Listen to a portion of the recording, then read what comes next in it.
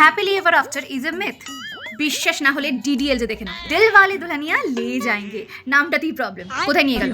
রাজ তো সিমরনকে বাউজির হাতে ছেড়ে একা একা ট্রেনে উঠে চলে যাচ্ছিল। ওটা তো সিমরন যে ট্রেনের পেছন পেছন মিল্খা সিং এর মতো দৌড়ে রাজকে ধরে ফেলেছে। তো রাজ তো ফুল কাটিং এর মুডে ছিল।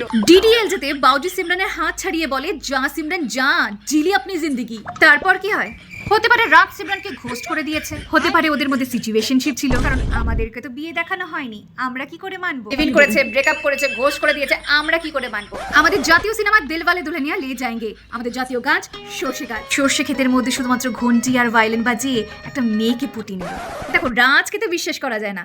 বাউজির বাড়িতে গিয়ে তার পোষা পায়রাগুলোকে দানা দেওয়ার নাম করে তার মেয়েকে দানা দিয়ে বসে আছে। আর সিমরন জেনজি বাচ্চাগুলোর মতো বাবা মাকে ব্ল্যাকমেল করে ইউরোপ ঘুরতে চলে গিয়েছে। অনেকদিন পর্যন্ত আমি সিমরনের বাবাকে বেকার বেকার ভিলেন ভাবতাম।